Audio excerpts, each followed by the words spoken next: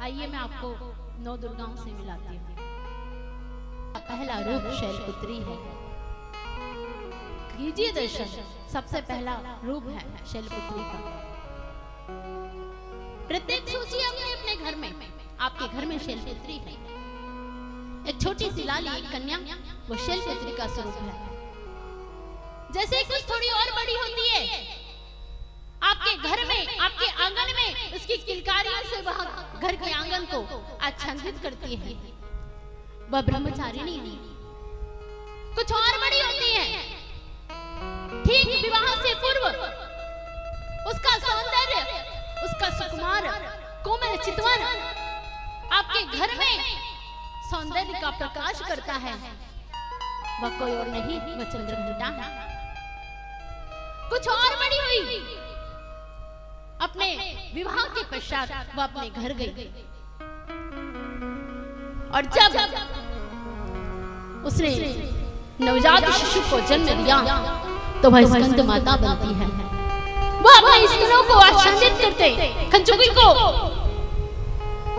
ढक करके अपने जब शिशु को वहां स्तनपान कराती है, वह स्कंद माता बन जाती है।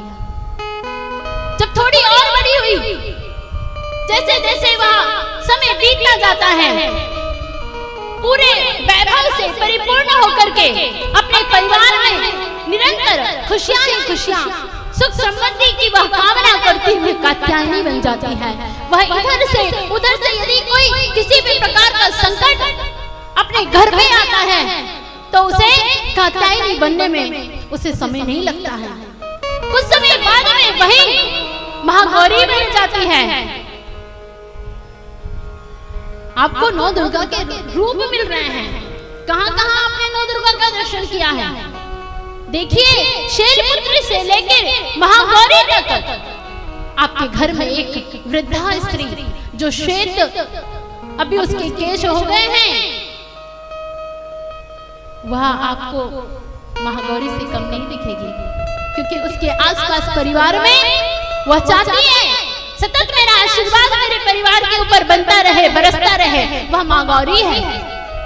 वह गौरी बैठी हुई है जो आप अपने परिवार के लिए सतत भगवान से प्रार्थना करती रहती है कि प्रभु मेरे परिवार में सदैव धन धान्य का भंडार भरा रखना, मेरे बच्चों को, मेरे सारे अपनों को सदा सुखी रखना। वह महागौरी, और यहाँ तक उसका जीवन, अभी सफर उसका समाप्त नहीं हुआ महाराज। जब वो यहाँ से चली जाती है और बाद में वही पितृ रूप में, सिद्धदात्री के रूप में वहाँ आपको दिखाई पड़ती है, और वह वहाँ से भी आशीर्वाद देती है कि मेरे परिवार को सदैव सुखी रखना।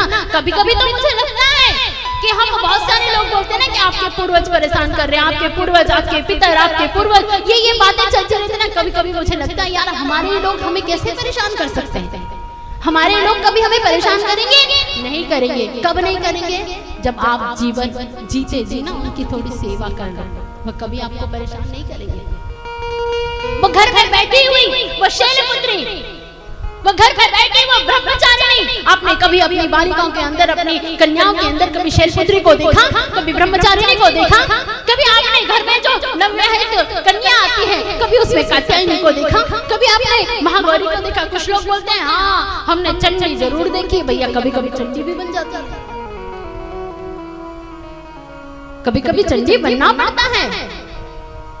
जब पति के ऊपर या अपने परिवार के ऊपर कोई कष्ट आता है ना, तो वो चंडी की तरह खड़ी होती है, वो कात्यायनी की तरह खड़ी होती है कि पहले मुझसे सामना कर, संकट पहले मेरे ऊपर आ, उसके बाद में मेरे परिवार के किसी को तू टच करना। वो इतनी हिम्मत रखती है। अच्छा, भगवान ने भी मातृ शक्तियों को ये जीवन, एक नया जो रूप होता है, एक बालक को जन्म देने का जो कार्यक्रम है, जो ये चीज है, वो सिर्फ मातृ शक्तियों को क्यों दी? क्योंकि उनमें साहस है कि वह यह सब कुछ अपने आप, वह भगवान ने सोचा कि इसमें इतना सामर्थ्य है कि यह एक नए जीव को जन्म देने की ताकत रखती है।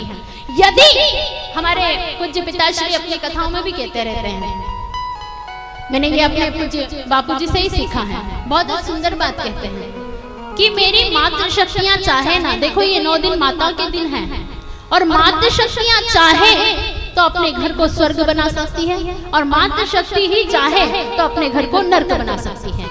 ये मैंने उनसे अपने हर कथाओं में सुना। और मातृ शक्तियां चाहे तो अपनी पुत्रियों को माँ शैलपुत्री, माँ कात्यायनी, माँ दुर्गा के रूप दे सकती हैं। अपनी मातृ शक्तियां चाहे तो कन्याओं को झांसी की रानी माँ छन्नम्मा बना सकती है। मातृ शक्तियां चाहे तो अपने बेटे को डाकू भी बना सकती है, और मातृ शक्ति चाहे तो अपने बेटे को राम और कृष्ण भी बना सकती है। ये मातृ शक्तियों के ऊपर है।